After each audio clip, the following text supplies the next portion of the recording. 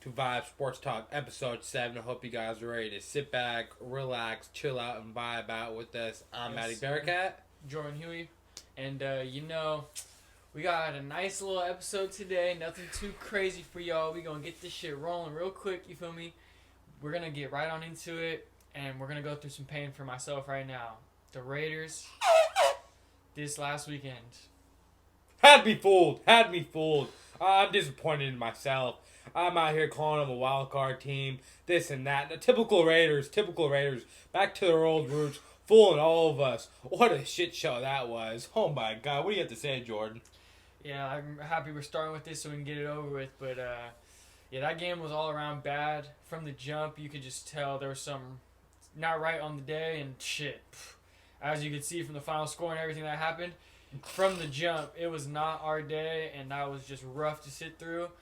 I'm a little nervous because the same thing happened last year. We were sitting at 6-4, 6-4, heading into week 12.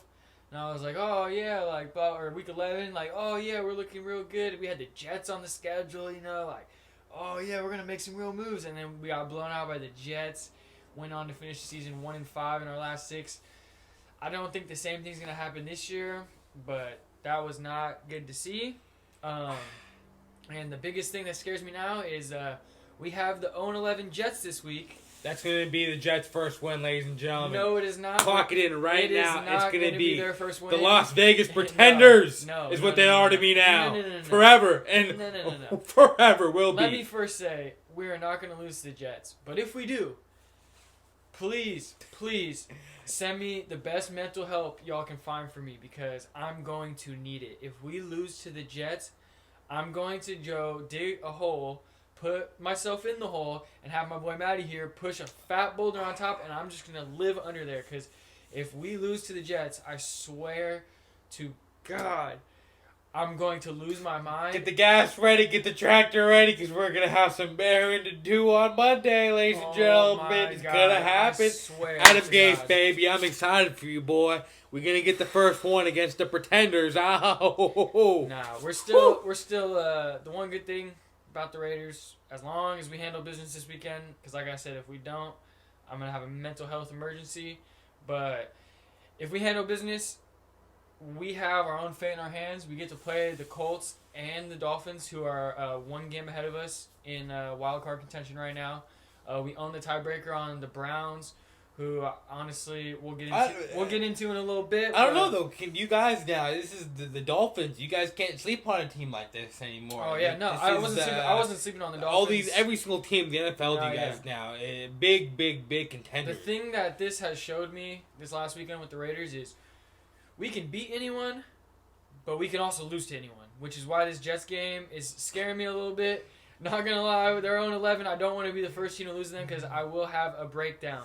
But I'm thinking optimistically. I think this last week was just a little bit of a fluke. Not like a fluke, but we just didn't come ready to perform. And obviously, you saw the result of that. We didn't, and we got boat raced. So happy we're getting over with this segment. But ladies and gentlemen, if the Jets beat us, please send me help.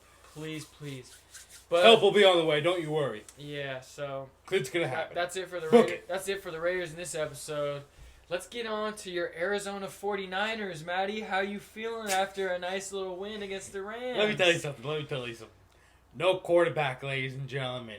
We are back. We are rolling. The real wild card team. I said it. We are back. You think you're back? Oh. 1-4 in the last. You see it, ladies and gentlemen. 1-3 in the last. Kyle Shanahan, the Wizard. Let's just touch on Kyle Shanahan real quick. Coach of the Year contender, first off, possibly. Also, give this man a lifetime contract is what he deserves. It doesn't matter who's on the field. He's going to make it work as long as they do their job. And we have that one guy that can make the big-time play when it really matters. We had Sherman making the big-time play when it really mattered, coming up with the picks, coming up with the tackles. We had Jimmy Ward going crazy as a safety. First time in almost 2 years we've had now for the Niners. We had a safety. I can say playing good decently. So defense is back, gelling. Secondary's back from injuries. You can obviously see that, but I'm excited to see what's going to happen at the end of the year. I think they could maybe pull off a wild card if they could maybe win out. Is it possible? Yes. Will it happen? I'll give it like maybe a 60% chance of happening. 60%. I'm gonna give it a 60. That's Let me tell you something. That's very. This win, very ladies and gentlemen, optimistic. this Rams win was huge. Just to roll with, just going forward now, it was a huge win. All right, winning out, I give you like a 20% chance. I think 60 is very, very optimistic. I'm going 60. You got the Bills. I'm going 60. You got the Bills. We're back. You got the Bills this week. You're gonna have to face Seattle one more time. If I'm not mistaken, you have the Cardinals one more time. I'm not nervous. Not nervous. The Kyle only reason Shanahan, the Wizard, start saucering up and the only be reason all right. I am impressed is because not the only reason. I'm impressed by how they played this week, but I think the Niners, just schematically and Shanahan versus McVay, y'all have his number. So I kind of even said going into that game, I wasn't too scared for y'all. Y'all dogged them earlier in the year, and in the recent history, they haven't won very much any games against you guys. I think maybe they're 1-7 in the last 3 years or so. They've always had their number. For sure. So definitely didn't catch me by surprise that you beat them. You guys kind of have their number over the years, and I kind of was expecting a good game, and you guys battled it out to the end and got the dub, got the victory. It was nice to see for y'all, but I definitely don't think in the tough NFC right now, because you have to face the Cardinals, you got to face the Seattle one more time, you got to face the Bills this week, who are a heavy contender in the AFC. I just don't see y'all sneaking in the playoffs this year. I think next year you come back, you're healthy. Depending on the QB situation, I mean, Shanahan's been able to prove that he can win with Jimmy G, so you'll definitely be in playoffs with everyone healthy next year, I believe. But I think this year it was already kind of from the get-go after all the injuries and everything and Jimmy's play. Fuck that, Jimmy, if you're back, fuck that. Count me out next year. I'll fucking jump ship somewhere fucking else for a season. I don't give a fuck. Nah, but definitely was impressed to see that win from them this week. It was a good game. They battled to the end and they pulled it out. It was very... Oh, yeah. It got me excited. Definitely. Got me interested. Got me... They're back in Vibe Sports contention of conversations now. Yeah. They took a break last episode with the big just disappointment. But, they're back. But moving on from Derrick Henry and them Titans, like we've been saying, that boy putting that team on their back, and once again, he does it versus the team that is in contention for a wild card. Yeah. Versus for your Raiders. Yeah, the Colts are definitely in contention. That's why I said only good thing about the Raiders, we kind of control our own destiny. Played 2 teams that we're battling with for the wild card. We beat the Browns, so we got that tiebreaker. They're also battling for a wild card. But back to the Titans, they put on a show. That man Henry is carrying the squad. He's gonna need 10 massages this week after that on his back after that performance. He was carrying the team. Kind of surprised me he put the beat down on the Colts defense like he did, but I wasn't surprised. I like the Titans. Like I said, they play great complementary football. I thought it's going to be time for the Colts offense to take a step back, and they definitely did in that game. I think the Titans now, with that win, they're going to run away with the South. I just don't see the Colts catching them. Colts got to play a couple good teams to end the year. Titans' schedule, I think it's a little bit easier from the beginning of the season. And with how Derrick Henry's playing, Derrick Henry is honestly an MVP conversation. Oh, 100%. He's carrying that team. If you take him off that team, I think they're maybe a 500 team. Oh, maybe even. Let me tell you what. If Derrick Henry is he the most important running back in the NFL? If Derrick Henry is not on that team, yeah, Mike Vrabel probably would have been fired by now. Mike Vrabel's a good coach. He's a good coach, but he carries that team the last 2 years. No, yeah, that's what I mean. Is he the most important running back in the NFL? Matt Ryan for his team. Not Matt Ryan. Tannehill? Yeah. Matt Ryan. He relies on the play action. He relies on the play action. Yeah, definitely. And what the fuck did Tannehill do in Miami? He didn't do shit. Yeah, but he also had Adam Gase as his coach. True. Fucking trash-ass Adam Gase. But anyways, I said the Titans were the Chiefs' biggest threat last episode. Yep. And this was just another showcasing of why I said that and why I stand by that and why I personally think this year they could maybe have their number, depending on, like you said, how many fucking more massages Derrick Henry going to need. Yeah. But we'll see about that. But very impressive win by them. Yep. I mean, also, now that we're talking about teams that are in the AFC competing for playoff spots, I mentioned we were going to get into the Browns. Personally, it's a weird thing for me because I like their coach, Kevin Stefanski. Honestly, might be in contention for Coach of the Year, but I think their record is a little bit of a misleading record. They're 8-3. Could be misleading, but for the Browns to be back here, over 500, back to 500, still kind of in that 500 range. Yeah. It's huge for them. This is give them a ring. I mean, to sit at 8-3 right now is very impressive for them after what they've been gone through in the past. But the thing that scares me and why I said their record might be a little bit of a facade and like fake is they're 7-0 against teams with losing records. Against teams with winning records, they're 1-3. So, kind of scares me a little bit for them because once their schedule starts getting a little tougher back end of the year, are they going to continue this role or are they going to continue the Browns' ways of not being able to beat the good teams now? Yeah, that's what they need to prove to me now. They've taken that step. I don't even think they make the playoffs at all. Don't even think they're in the playoffs at all. No. They're the top wildcard team right now. That's why I said I think they might drop down. I think that's what I'm saying. They're going to drop down. They're going to lose some games, I think. That's what I'm saying. Because I feel like that record for them is a little bit misleading. With that, like the 7-0 against losing teams, okay, good. You're handling your business against teams you should beat. That's good to see for them. For sure. But when you're playing teams with winning records that are playoff teams where you're trying to go, you need to show me something. You can't go 1-3 against playoff contending teams and expect me to believe in you once if you make playoffs roll around that you're going to do something, and that at the end of the year when your schedule starts to pick up a little bit that I'm going to sit here and believe in you beating those teams. So for me, the Browns might be pretenders in a way. I want just like the Raiders. I don't know about that. We beat the Chiefs, the Saints. Like I said, we could beat anyone, but we could lose anyone. But the Browns, I want to see how they fare against winning records to finish off the year, because that 1-3 against winning teams is a little scary. Because I mean, you gotta beat the top dogs to beat the top dog. 100%. You know what I'm saying? So, and talking about top dogs that was fucking barking a couple years ago and they beat the Patriots, and now it's a fucking big disaster and a shithole in Philly. How about them Eagles? What do you think about that big situation over there? I think, as our fans have seen on the Instagram page, Carson Wentz should be benched. He's not good. Problem is, the money. You can't bench all that money on the bench, and then also that's the GM's problem. Nobody's paid him. Nobody's going to trade for that contract. No, yeah. Sometimes you got to bite the bullet. Sometimes you got to bite the bullet and say, you know what? We made a mistake. But then, and here's my thing, too. I get the money part, like you're saying. Like, you can't give him this big contract and then be like, all right, we're going to bench him. But if he's not performing, you can't bench him.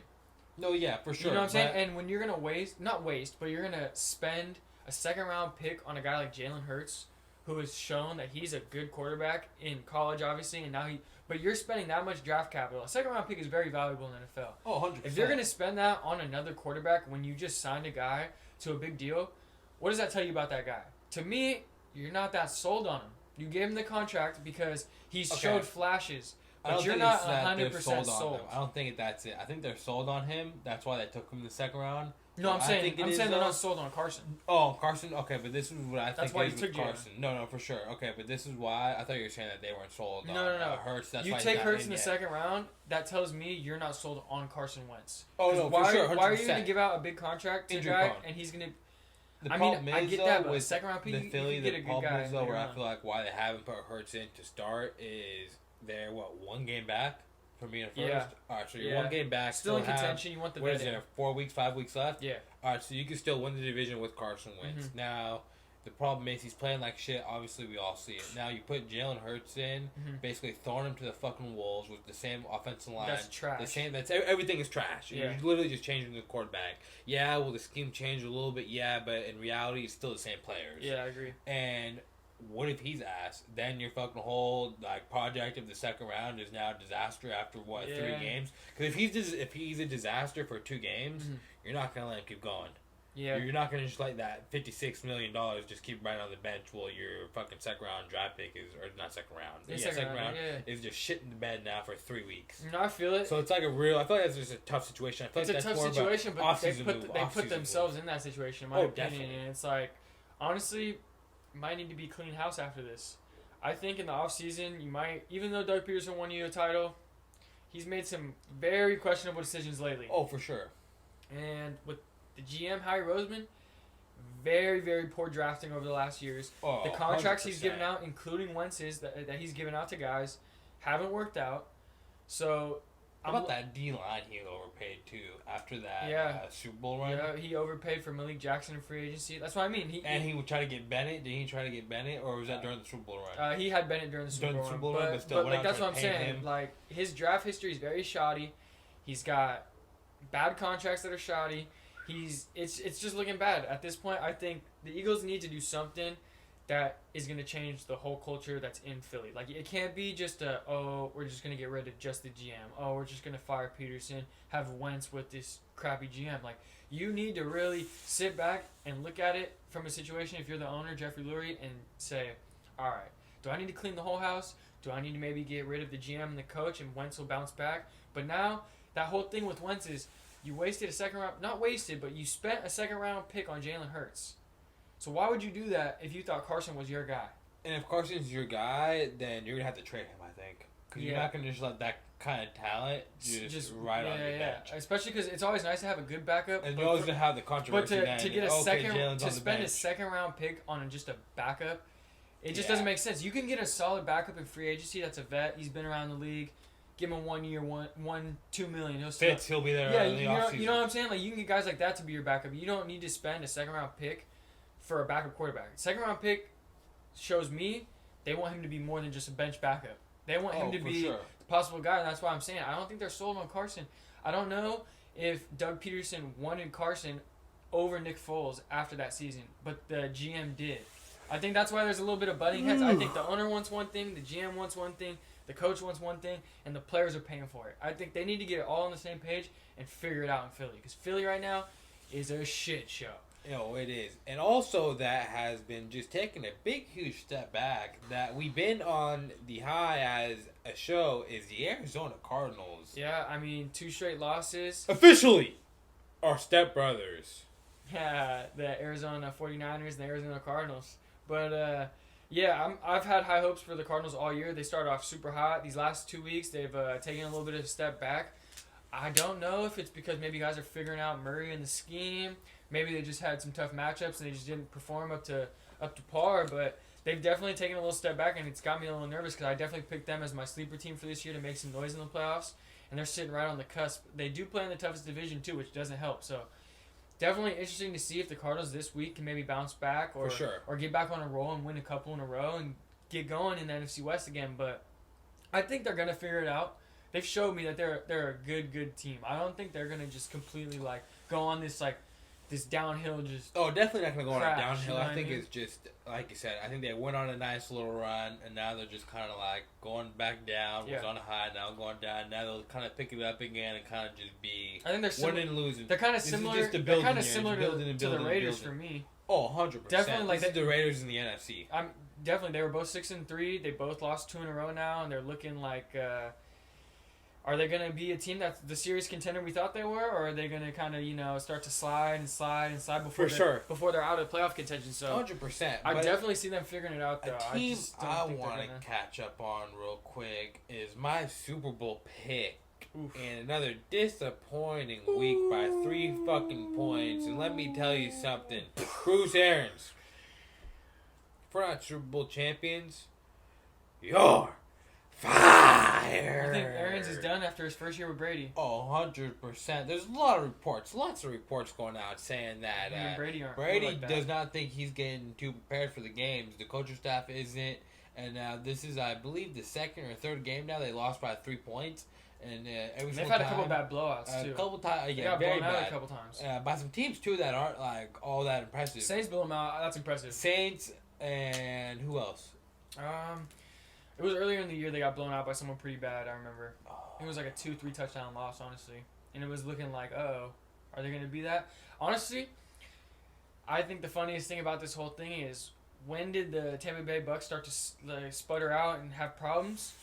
When Antonio Clown showed up. Business, ladies and gentlemen, has not been booming. It is booming. Let me tell you something. This man, Antonio Brown. Oh, no. 2 targets, 2 receptions for 14 yards. Yes, only 14 yards, but let me tell you something. Come playoff time, that man will be rolling. He is the best receiver in the league, and it will be showcased come playoff time when we're chasing the rings, side by side next to Mike Evans, next to Gronk in the fucking tight end. Oh my God, who's gonna stop Leonard Fournette? Best wide receiver in the league? He might be the best wide receiver in the league. Let's talk reality, dude. When he was in Pittsburgh, about to get traded to Oakland. Best wide receiver in the league? I said it. Oh my he is. God. He is. Not even top he 10. Is. I don't even know if he's top. Not top 10. He's not even Antonio Brown's He's not not top even 10 top. receiver. He's not even the top. Bro, he's the third best receiver on his team. He's the third best receiver on his team. Dude, he's top 5 in the league at the least. Oh he's top my 5 in the league, God. bro. It's Are you Antonio kidding me Brown, right now? dude. He's top 5 in the league. Bro, he if not is the best. not even top Bro. 3 on his team. He's number 3 on his team. Take the antics out. He's This man is by far Hall of Famer but the right antics now. what cost him playing time, and he hasn't come back and shown me anything. Oh. And this isn't hatred as a Raider fan. What has he showed you? This is pure hatred as a Doesn't Raider fan. even have a touchdown Pure hatred yet. as a Raider He fan doesn't have right a touchdown here. yet. Pure hatred from the fucking pretenders. Oh my God. Here we go again. He don't even the fucking got a- pretenders. he don't even have a touchdown. Acting up again. Nah. He's He's getting warmed up. He's the third best receiver on his team right now. Ladies and gentlemen, let us know in the comments below if you think Antonio Brown, where he is in your category. Take all the antics out. Let's just talk football. Straight performance from this year. He's not top. He's not even. He's the third best receiver on his team currently. This year, he's still, you know what I mean, getting the feet wet. This man's like second game back. I'm He's telling played you, at least 4 games. He is the best receiver in the league, hands down. Oh my God. Hands down. That is atrocious. Hands down. Worst hot take. We got. Not at all. We got Max Kellerman right here, No. ladies and gentlemen. Let me break it down. Hold on. Check this out. No. Listen. Check it out. Before this guy got traded to the my fucking God, Raiders, all right? man. Was he not the best considered the best? I think he was top 3. Okay, top 3. Top 3. And how many games did you play for the Raiders? He was probably top 3. Okay, how many games did you play for the 0. Raiders? 0. Okay, how many games did you play for the Patriots? 1? 1. And what did he do? He Score 2 touchdowns? He had 1 touchdown. 1 touchdown and like a couple like receptions? 6 catches or something 6 like catches. Going dumb, stupid like as usual. So still top 3. That's just one game, you know what I mean? Yeah. Now he's back. Took a quick layoff, took a quick break. Getting the feet ready again. Bro. And now all of a sudden, what? He's out the top 10 because he took a fucking year off? Bro, what has he done? Like, football is what have you done for me lately? What have you done for me? Ladies and gentlemen, this is absurd. He signs with him. The offense takes a step back. The offense takes a step back because Brady's trying to force him touches when he's the third best receiver on the team, and he's going away from Godwin and Evans who need more looks, and he's got Gronk. He's the fourth option on that offense. Come playoff time, he's going to be at the least number 2. At the least, he's going to be number 2. At the least, I can promise you. Because, 1, Gronk's not playing every fucking down. Gronk's going to be first and second down. First and third. He's not going to be really in on your runs. Because they're going to throw in another tight end on the runs. Listen. Tampa Bay is not making it to the NFC Championship game. I promise you we will. I promise you the NFC Championship game is going to be the Saints versus the Packers. I promise you. You're booking it right now. I'm booking it right now. Packers. Saints versus Packers, 100%? NFC Championship game. 100%. Saints Packers, NFC Championship. I like the Packers. Speaking of the Packers, I want to get onto a little topic for the Packers. The Packers always screw Aaron Rodgers over in getting him help. Kenny Stills, freshly released from the Texans. Packers need a true number 2 wide receiver. If the Packers go get Kenny Stills, I'm booking it right now. Packers beat the Saints in the NFC Championship game. If you get Devontae Adams and Aaron Rodgers some help other than those two in the passing game, because the run game there, they got Jamal Williams, Aaron Jones. That's a good run game. I like for sure. I like that little tandem. They handle the run game very well. Rodgers is playing at MVP caliber level. Devontae is the best receiver in the league to me right now. Right now, Devontae is my number 1 receiver in the league. That man has 6 straight games with a touchdown. He steady goes over. I got my top 3. He steady goes over 100 yards. Go get this man Aaron Rodgers a little more help. Bring in a vet, a guy like Kenny Stills, who is a great number 2 receiver. He's not a number 1. Sometimes he's not even a number 2. He wasn't a number 2 when the Texans had Fuller and Hopkins. He was the third option. Him as a number 2 receiver with Devontae on the other side and Lazard and Scantling to stretch the field. That team, I'm telling you, is going to take a leap to another level. The Packers need to go sign Kenny Stills right now. Guys hear it that first. will change their whole fortune for this season if they go sign him. He would be a big impact. I think that would be a big impact, and I think it would help Rodgers out a lot. And if we even, like you said, just put him one more weapon on the outside, that's going to be just and it would help lethal. it could. Obviously, teams are going to game plan for Devontae and get him doubled and help. But it opens up the run game. Yeah, and then especially now that you bring Kenny Stills over, if he's getting one-on-ones consistently, he's going to beat those matchups. Oh, for sure. I think so, especially against the number 2 corner without safety help over the top. Kenny Stills is going to get his. If the Packers sign Kenny Stills, I am telling you all, this is going to be bad for the NFC. It will be bad for the NFC. You guys heard it But one thing I want to touch on real quick at the end of this episode is, ladies and gentlemen, the new NBA logo. Nate Robinson. Clap it up, ladies and gentlemen. Mr. Nate Robinson. Did you catch that, Mr. Huey? Yeah, that was he got put to sleep pretty quick. That was pretty funny. He does not represent the NBA family. I could name 3-4 guys that I'd rather see fight than him. He got dropped. He had no defense. But I also want to talk about real quick before we get on to the boxing segment, because we are going to talk Roy Jones and Tyson as well with Nate and Jake Paul. But I want to talk about some head coach hot seats for the NFL. Before we switch off the NFL real quick, I just want to talk about head coach hot seats. I got 3 to 4 coaches on the hot seat that I think are guaranteed to be done by the end of this year. Let me hear him. I think Peterson gone out of Philly. 100%. They're gonna give him the Philly special right out the door. Also, I think Anthony Lynn of the Chargers is gonna be gone. I think with Herbert, you've seen he is a straight franchise quarterback, and you can't keep losing these games, close games, blowing leads. Clock management is terrible. Will you throw Peterson there? No. You couldn't see Doug going there? No, I want to bring a whole fresh face into there. Maybe an offensive coordinator from, I don't know 100% where. I mean, that's what I'm saying. Doug Peterson, Chargers coach. Nah. I don't like that for Herbert. So you want like a whole new NFL coach, never like. Yeah. No, not like that, but maybe like a coordinator from somewhere that's getting his first shot as an NFL coach. What are you thinking, maybe?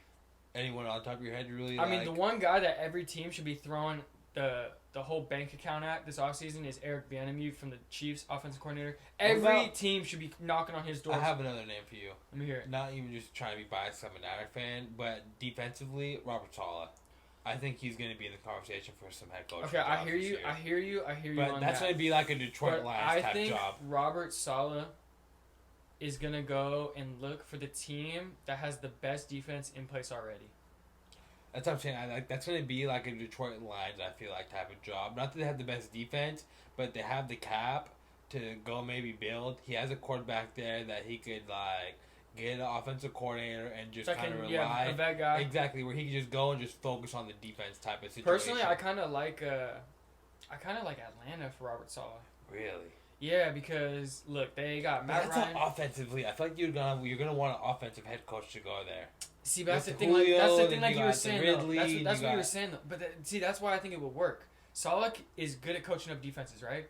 The Atlanta Falcons' issue isn't that their defense is trash. They got a lot of good guys on that defense, but I think if you get a head coach like Saleh, who's defensive minded, right? He goes and runs that Atlanta defense, gets them in order, gets them playing like good defensive, hard-nosed football like he does for y'all. Then he's got all these pieces on offense where, like you said, for Herbert, if you bring in like an offensive coach to let him run the offense, like you have an offensive coordinator that you could trust. All right, take Matt Ryan, Julio, Ridley, all those boys, and do your thing. I'm going to go. And the defense, I'm gonna whip these boys into shape. We're gonna get these guys playing at a top level, and I'm gonna help them. And you come take care of the offense that's already in place that can make big noise. I think that would be great for him. We gotta touch on Matt Patricia getting fired. We've been calling this now for the last 5 episodes, ladies and gentlemen, and it's finally upon us. Matt, you are. Hey, and then another Matt that's about to get out the door, and actually, now that I think about it, this might even be a better fit for Robert Saleh. Matt Nagy in Chicago. Oh my God. Fired, and you put Saleh with the Bears be a great defense. Fit. That's what I mean, bro. You put him with the Bears defense. I would hate to see that though, as a Niner fan. Oh man, that would be out of pocket. The Bears defense is still A1 to me. But their offense just holds them back. It's going to take one hell of an offensive coordinator to go there. It's going to take one hell of an offensive coordinator. Oh, yeah. I think offense needs a clean house. They don't have... Allen Robinson is the only bright spot on that entire offense. David Montgomery, running back...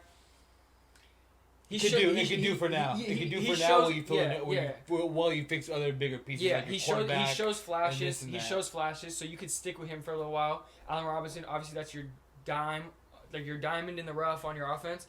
But if you get Robert Saleh with the Bears after Nagy gets the boot after this year, oh my God, that defense, nasty.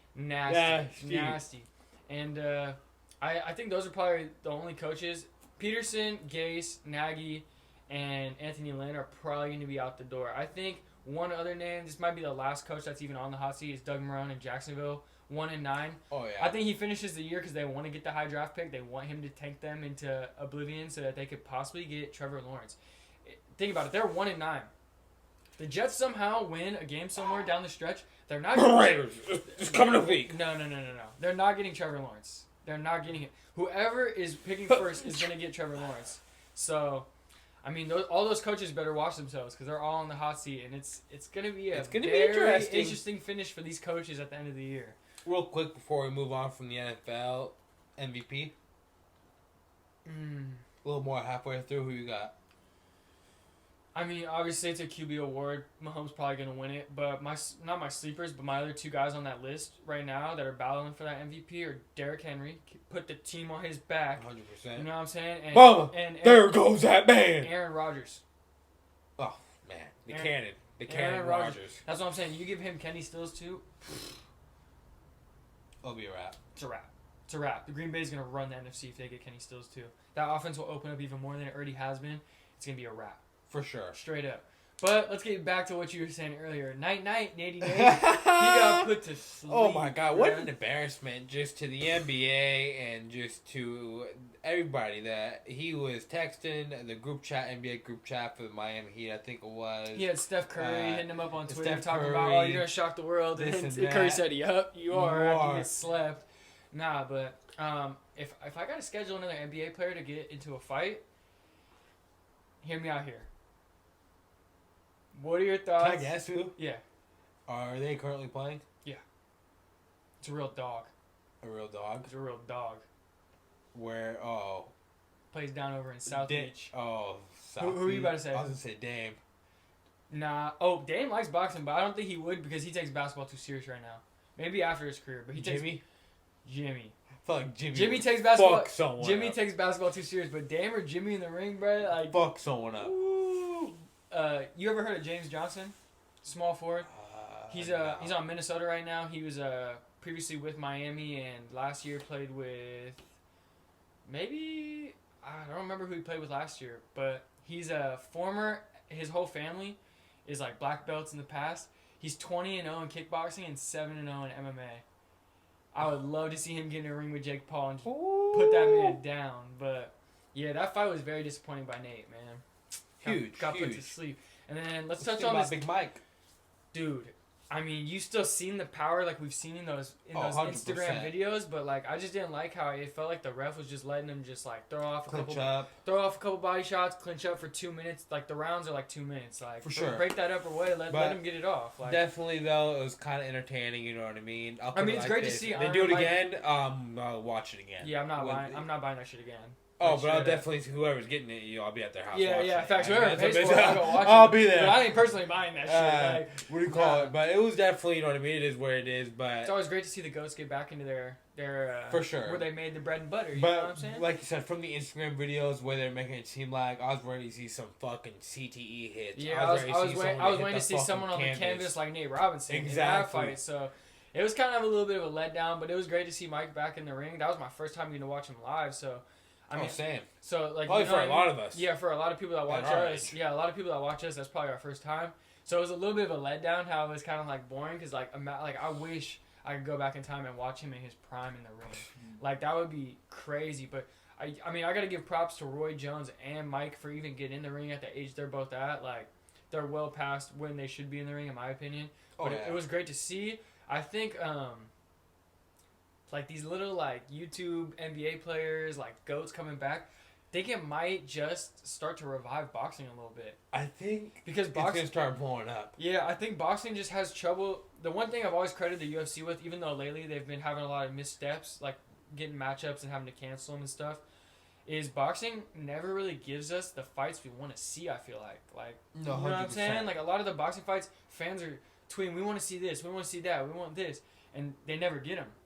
Until they're way past their prime, sort of like Mayweather Pacquiao, like that. And all that. Mayweather or Pacquiao, it's way too early in their career. Yeah, one of them's too not experienced like enough. Canelo. And Mayweather. Yeah, you feel me? So, I mean, it was fun to watch for sure. And it was very embarrassing for Nate to do that to the NBA family, but... But, ladies and gentlemen, that's going to wrap it up for this episode. We appreciate you guys for vibing it out. That's it for episode 7. Thanks for vibing out with us, like Maddie was saying. Episode 8 next week will be ending season 1 of Vibe Sports Talk. We're gonna get on to season 2 after this. It's gonna be a huge episode. Season 2, a huge fucking episode. Season 2 is when we planned. We've been telling y'all about a lot of big moves we've been making. They've been taking some time. We're working through the process. Season 2, we're gonna have a lot of special stuff for y'all. We appreciate all the support. Keep running up them views, sharing with the family, sharing with the friends, you feel me? Vibe out with us. Oh, yeah. And we appreciate y'all. We'll see y'all next week. Make sure you like, comment, subscribe, and hit that fucking like button 100%. Get us to 100 likes. We really appreciate that. We out.